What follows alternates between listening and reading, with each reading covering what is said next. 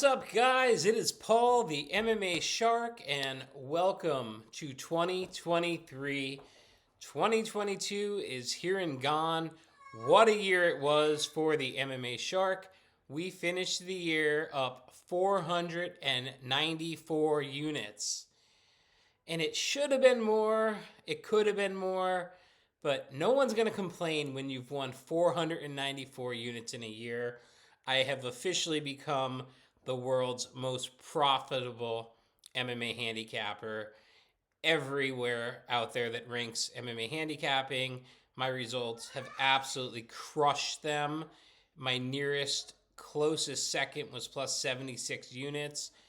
Congratulations to the MMA Guru on an awesome year of 76 units, but 494 units, and we're just getting started. What I'm able to do just can't be duplicated. It has been stolen by other handicappers, but they get caught every time. There's one authentic source for the world's number one MMA plays, and that's none other than the MMAshark.com. It's been a minute since I've been on here, but I promise now, going forward, very active on here. We had the big UFC Orlando card on December 3rd, which I hosted a large amount of my subscribers at. We had an absolute blast at the Amway Center. That card delivered massively as far as fights. As far as profits, not really on that card. We didn't do bad on that card, but we didn't do good on that card. Kyle Dawkins hurt us. He was a big play. But we had some huge wins on that card. Of course, my boy Phil Rowe, we had him as a max 7-unit play to get the win and the knockout. We hammered that one. We had Roman Dolidze plus 170 to beat Jack Hermanson. And we lost the play on Emily Ducote. We lost on Tai Tuivasa. Tai, come on, man. You're not in a bar. Use some techniques in that fight. He just went out gun swing, and it didn't work out well. But we saved the night. My boy Stephen Wonderboy Thompson, who, if you're subscribed to this channel, we'll be seeing very, very soon, with a huge win over Kevin Holland. I had a 5-unit play on him at plus 155. It was awesome. It was a huge win. December was smooth. It was just a very crisp UFC month. I had a Max Dog Bellator play on Patchy Mix. We got him at plus 120 for 5 units. That cashed easier than even I expected. We had UFC 282. My max play on that card was Paddy Pimblett. We cashed on Cameron Simon. We lost Eric Silva. We cashed on Billy Quarantello. We cashed again. Every time he fights, we cash, whether he wins or loses, on Chris Curtis. We had 3 units on Chris Curtis, plus 145. We had a unit on him to win by knockout. And by winning by knockout, my God, did he win by knockout. He just destroyed. Next fight on that card, Edwin Shabazian. Max play, cash it. And to win by knockout, cash it. Jairzinho Rosenstrike, huge play to win, cash it. To win by knockout, cash it. I had a parlay, Raul Rosas Jr. with Rosenstrike, cash it. This is kind of the theme for December, and it's just the steadiness that I've brought ever since my losing month in August. Took a loss on that card with Bryce Mitchell. Took a loss on that card with Darren Till. Big wins, 2 back-to-back max plays in a row. Santiago Ponzinibbio to win. Really, really shot in the dark here. Santiago Ponzinibbio to win by knockout. No one knocks out Alex Morono. So when I put that play out, if you're an MMA fan, you're probably thinking I was nuts. I wasn't nuts. He knocked out Alex Morono. Controversial win. I'll be the first to admit it. I had Paddy Pimblett, 7 units. This line said, take Jared Gordon. Jared Gordon's going to win that fight. And arguably he did. But as a capper standpoint, Paddy Pimblett was never losing that fight unless he got finished. So I had to roll with Paddy Pimblett. And at the end of the day, his hand was raised and we won. Main event, I was on the right side of this. Jan Blachowicz, plus 300. I could not throw 2 units at that. And you know what? It was a wash. It was a draw. And I almost agree with the draw. He won rounds 1, 2, and 3, lost round 4, and was 10-8 in round 5. So in my books, that's a draw. Jan Blachowicz took a beating in round 5, but didn't get finished. So probably the last impression to himself, thinking he lost that fight, was the beating that he took in round 5. But, he dominated the first 3 rounds of that fight. Then we had the final year-end card on. Actually, let me go back to this. On the UFC 282, that was our CHOP night. And if you're not familiar, CHOP is Children's Hospital of Philadelphia. What we did was take whatever I personally profited on the card, plus donations by subscribers, plus a little more from me to even it out. We raised $10,000, which if you go to the Facebook page or the website, you'll see the check presentation. Raised $10,000 to Children's Hospital of Philadelphia, and it was matched by an anonymous donor. So we raised 20 G's for them on one fight card of profits. So that was absolutely stunning, stellar. It felt amazing. Christmas spirit was living large that night. Then we had the final card of the year, which was UFC Fight Night on December 17th. It was a pretty good card. It was a winning night. It wasn't a monstrous winning night, but it was a winning night. I'm going to take a peek here at some of the plays we had on that. David Dvorak, we risked 2 units plus 175. That was not good. Brian Battle, we dropped that one. Syed Nurmagomedov, we had a big play on him, minus 115. That was a steal. He got the win in very impressive fashion. Corey McKenna, plus 155. We threw 2.5 units at her as an underdog. Easy cash. Big wins came here. The Cody Brundage and Michael Oleksiejczyk fight. We had Michael to win by knockout. Absolute easy win.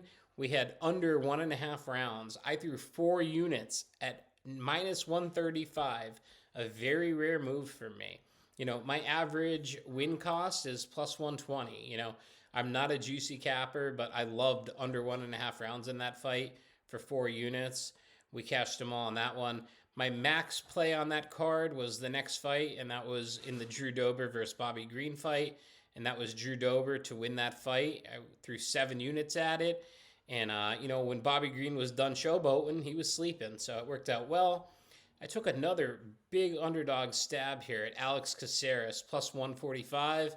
2 units at that. We cashed it. To win by submission, I put out at plus 900 for a half unit.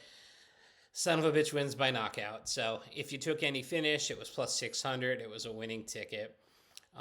Then I went with Almir Albazi to not go the distance. We cashed it. Co-main event, took a shot at Damir Istangulov at plus 165. I liked him in this spot. He looked hurt throughout a lot of the fight because he's got a little facial tick. He was never actually hurt. He was just outworked by Arman Sarukian, so we dropped that. And then had a big play on Sean, and it wasn't a max play, but I had a 4-unit play on Sean Strickland at plus 100. I think he won that fight, which is why I thought I should have went for 500 units in 2022. But unfortunately, Sean Strickland was on the wrong side of the decision in that fight. Cannonier didn't hurt Strickland at all. Strickland was bleeding from one punch. Cannonier was getting lit up that whole fight. He was very inactive in that fight. Sean Strickland fought a Sean Strickland fight that he has to fight to win. But here nor there, what an amazing year it was. And thank you to my subscribers, to my followers, to those watching on social media platform, to those who are considering a membership. There has never been a better time to subscribe than the beginning of the year. I tell all my subscribers every fight card, be there in the beginning, be there in the middle, be there in the end. Here's your opportunity to be there in the beginning. Football season is winding down. It's almost over. Football is MMA's biggest competition. Believe me, betting on MMA is much safer than betting on football. My system has not been broken. I've now have 8 profitable years in a row. I've never had a negative year. I've never even been close to a negative year. In fact, a $10 unit bettor made $4,900 in 2022. The guys that were betting $100 a unit walking away with a $50,000 payday. So, no, I'm not $20 a month. I'm just over $100 a month, but you're getting a premium service. Anybody could sell picks. I sell a system that can't be matched, it can't be duplicated. The only way to find out for it is signing up. www.themmashark.com. It's the easiest way to sign up. The text messages are delivered by me personally, and you can reply to them, contact me directly during the events at any point throughout the week. If you have a question, maybe your book's got different odds, I'm getting it. You're dealing with a real person. You're dealing with me, not some firm. So keep that in mind. Family owned business, and, I'm here to make you money. You sign up for the first time in January and you don't make money, message me. You're not going to pay for February, but you're going to make money. And might I mention that February was my best month last year, going for over 100 units. So something in the water early in the year. January, February, March, April, always stellar. So actually, MMA 2023 does kick off tonight. It's a somewhat limited book event, but more books are starting to pick up on LFA. And if you're tuned into LFA starting next week, you will be seeing that logo behind me in several spots. Just struck a deal with them that we will be discussing in the coming weeks. But I'm very happy to say that LFA will continue to be a part of my arsenal, adding in ONE FC this year on top of the leagues I already cover.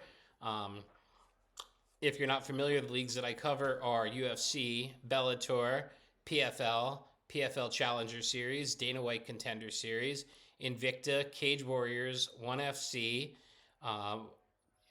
Fury Grappling, which we crushed.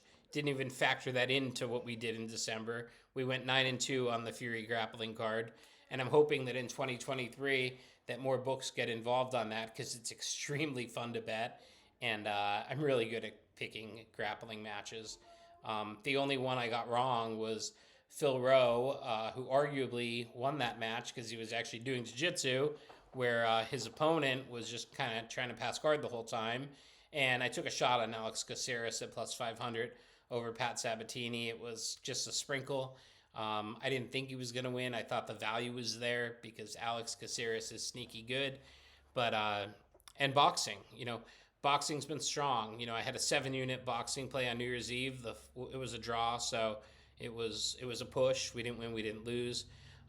We've got a big boxing card tomorrow night as well. So even though UFC doesn't kick off until next Saturday, I've still got action. There's never a break. So like I said, LFA 149 is tonight, 10 p.m. on UFC Fight Pass. And, it's the beginning of the year. I'm giving you guys something I never give out in plays. I'm giving you my max play for tonight for free. Whether you take this, whether you don't take this, whether you monitor it to see, one pick isn't going to judge if I'm good or not. Go to my website, look at my history, look at my reviews, look at my feedback. It's all real. But I got to play for you guys tonight. It's in the main event. He's plus 100. I put him out as a 5-unit, and 5-unit is the highest I will personally go on an underdog. And that play is on Yuma Horiuchi to win this fight. LFA 149 tonight, main event, Yuma Horiuchi plus 100. Bet it, cash it. I think this ticket's going to cash.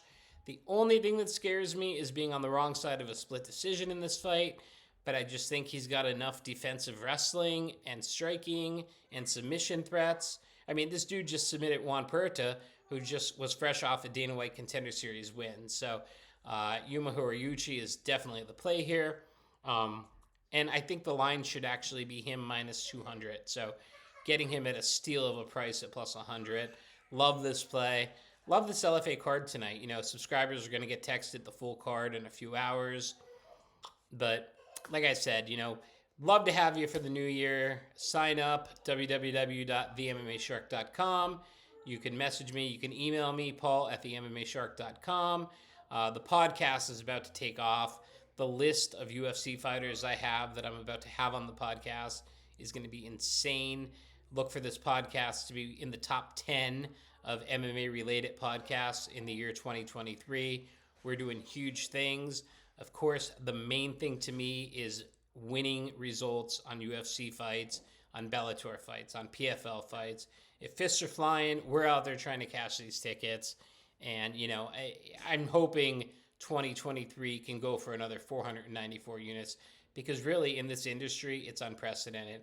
I hit UFC fights at 79.8% in the year of 2022, and I had an awful month in August. So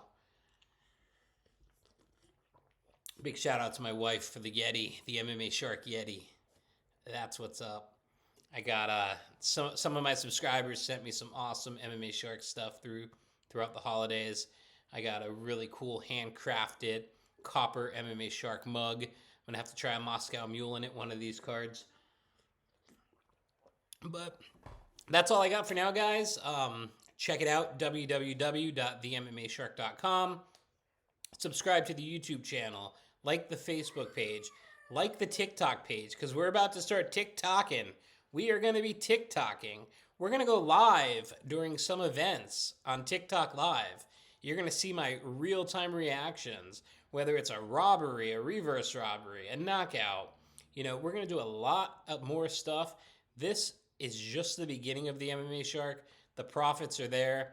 The fun is there. And we're just going to keep getting bigger and bigger and bigger. And we're going to stay exactly what we are, the world's #1 MMA handicapper. Until then, I will see you guys soon. You got my free max play tonight, LFA. If your book has it, get it. Thank me later. Let's get it, guys.